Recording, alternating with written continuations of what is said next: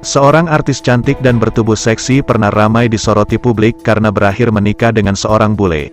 Kini, hidupnya malah menjanda dan jadi orang tua tunggal bagi sang anak. Rumah tangga si artis cantik itu tak bisa bertahan setelah menikahi seorang bule. Padahal baru dikaruniai satu anak, kini ia pun harus berusaha untuk memenuhi kebutuhan hidupnya dan anak. Kabar menyedihkan memang sempat menyerang si artis cantik. Setelah menjalani kurang lebih setahun pernikahan, nyatanya ia harus menerima kenyataan pahit tentang suami bulenya. Siapa sebenarnya artis yang dimaksudkan ini? Dirinya adalah Aura Kasih. Kini Aura Kasih diketahui tengah menjanda. Ia sudah resmi bercerai dari Erik Amaral, pria bule dan model asal Italia yang pernah mengisi hati Aura Kasih.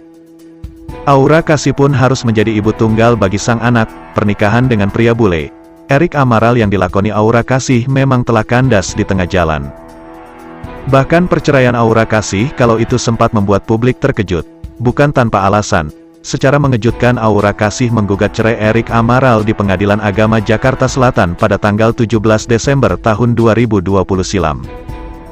Padahal pernikahan yang dijalani Aura Kasih dan Erik Amaral baru berjalan sejak 2018 atau terhitung masih sangat muda. Aura Kasih pun kini bernasib beda setelah lama sendiri dan fokus mengurusi anak. Aura Kasih memang tak lagi banyak tampil di layar kaca, tetapi dirinya masih terus aktif di media sosial.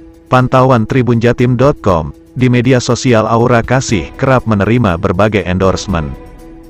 Aura Kasih mengungkapkan banyak faktor yang membuatnya memutuskan untuk mengambil jalan perpisahan dengan Erik Amaral. Namun Aura Kasih tak setuju perceraiannya hanya karena ketidakcocokan semata. Aku enggak bilang tidak ada kecocokan ya, cuma memang banyak faktor. Memang udah enggak bisa gitu, dan Erik juga lagi meniti karir juga di Bangkok.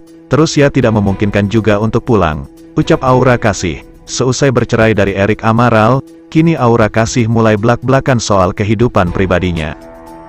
Hal itu dibeberkan saat sang mantan putri Indonesia tersebut berbincang dengan Deddy Corbuzier. Di kesempatan tersebut, Aura Kasih secara mengejutkan bicara soal cara mengatasi kebutuhan seksual setelah cerai. Usai terjadinya banyak hal dalam rumah tangga, akhirnya Aura Kasih memutuskan berpisah. Bahkan kini Aura Kasih harus berperan sebagai single parent bagi putri tercintanya. Tetapi bila berbicara soal kebutuhan seksual, Aura Kasih tak menampik bahwa itu adalah sesuatu yang sangat penting.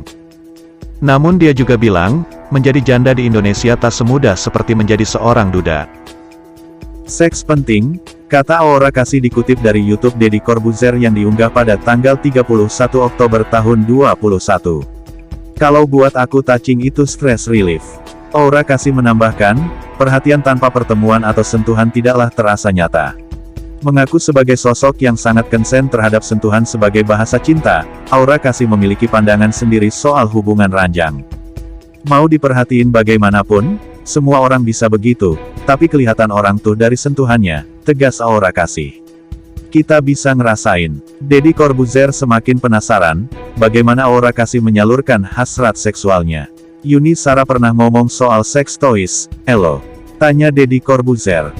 Menurut informasi dikutip tribunjatim.com dari Tribun Medan, Aura Kasih ternyata punya penilaian sendiri terhadap alat bantu seksual itu. Dia menyebutnya sebagai sesuatu yang tak nyata dan membohongi diri sendiri. Elo nggak ngerasa kasihan ama diri lu sendiri nggak sih kalau begitu? Tanya Aura Kasih. Sex toys, tegas Aura Kasih itu pembohongan. Karena itulah, ketika muncul hasrat seksual, Aura Kasih punya caranya sendiri. Yaitu dengan cara hipnoterapi. Ia mending dialihkan ke yang lain aja, kata Aura Kasih. Memang kita butuh, tapi dialihkan ke yang lain saja. Aku belajar hipnoterapi supaya lebih kalem. Tak sampai di situ saja, Aura Kasih juga menyinggung statusnya sebagai janda. Sebagai seorang janda, menurutnya di Indonesia status tersebut tak semudah menjadi seperti yang dijalankan seorang duda. Menurutnya menjadi janda juga lebih susah dibanding menjadi wanita yang belum pernah menikah sama sekali. Aura Kasih menuturkan, menjadi janda sering jadi omongan orang-orang, tapi gue mikir, ngapain gue mikir omongan orang? Gue nggak mau peduli omongan orang, kata Aura Kasih. Kalau gue fokus ke omongan orang ya gue enggak maju-maju.